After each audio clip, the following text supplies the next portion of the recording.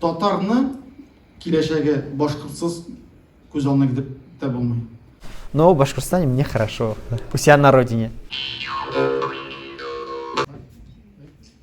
Башкортлар безнең белән аралашалар. Менә шуның бер нәтиҗәсе шикелле без бүген Башкортстан язучысы белән очрашуга җыелыштык. Яшь язучы Айгиз Бикмөхәммәтовның Бай Мөхәммәтовның китабы басылып чыкты. Ну, я коренной житель Башкортостана, сам башкир, представитель башкирской литературы. Но это не дает нам каких-то ограничений, чтобы мы, ну, в том, чтобы общаться с представителями других литератур, общение для нас в радости. Я сам часто езжу и также по России, и в других странах с писателями хорошо общаюсь. Это очень приятно, и для творческого человека это очень необходимо, потому что общение, взаимосвязи литературные, они очень нужны творческому человеку. Бу чыннан да тарихи вакыйга. Тарихи вакыйга, чөнки бүгенге көндә безнең менә бу Татмедиа тарафыннан яңа серия китаплар чыккан иде, кисә китабы дип йөртәбез аны. Бүгенге көндә бу иң популяр формат. Татарстанда иң күп сатыла торган, иң күп чыга торган китап форматы. Бүгенге көндә авторларны, яңа авторларны без эзлибез. Һәм без инде әлбәттә менә бүгенге көндә төрки дөньяда иң популяр булган авторны чакырдык бу серияга. Татарны киләчәге башкортсыз күз алдына китереп тә булмый. Башкортның киләчәге татарсыз күз алдына китереп булмый. Безнең халыкларыбыз дуслар, туганнар. Һәм безнең тотрыклы киләчәгебез булса, ул тик безнең ике халык арасында дуслык белән һәм иң мөһиме хезмәттәшлек белән мөмкин. Әлбәттә, менә без Миллиард татарда чыккан интервью Айгизнең укымасагыз, аның да бик дөрес, сыйфатлы фикерләре бар. Безгә аралашырга кирәк, бер-беребезне күтәрергә кирәк. Безгә бер-беребезгә булышырга кирәк.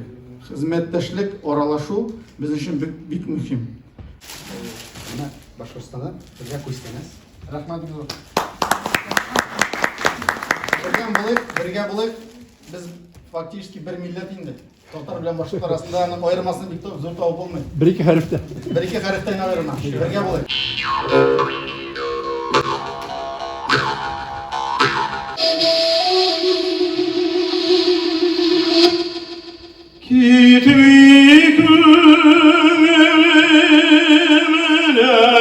Я не думаю, что у литературы должна быть национальность. Она должна общечеловеческая, чтобы и там писатель в первую очередь, наверное, должен поднимать вопросы, которые волнуют всех людей. Нахак китабы да Айгизнең ул менә бөтен катлам укучы эчендә гыйбрәтле ул. Яшәгез рәхмәт күрми микнә, миннән сезгә шукыра.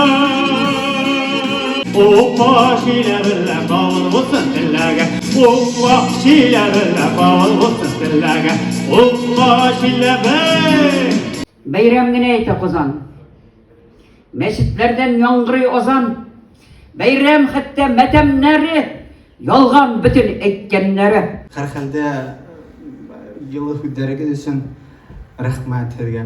Мин Казанга һәр вакыт киләм, еш киләм, шатланып киләм, бик күп дуслар бында, ижади дуслар, каләмдәштәр, өлкән агайдар. Мин уларның ижадына, шәхестәренә хөрмәт итеп караган кешеләр һәм бүген залда утырган кешеләр улы башыгы кисейтеп килгән өчен һеҙгә ҙур рәхмәт. Я вырос, отучился у себя, я окончил Башкирский университет, и я уже со студенческих лет работаю в Уфе, у нас в Доме печати. Сначала я проработал 5... Да, нет, я до этого ведь 5 лет журналистом, корреспондентом работал. Но в Башкортостане мне хорошо, у себя на родине.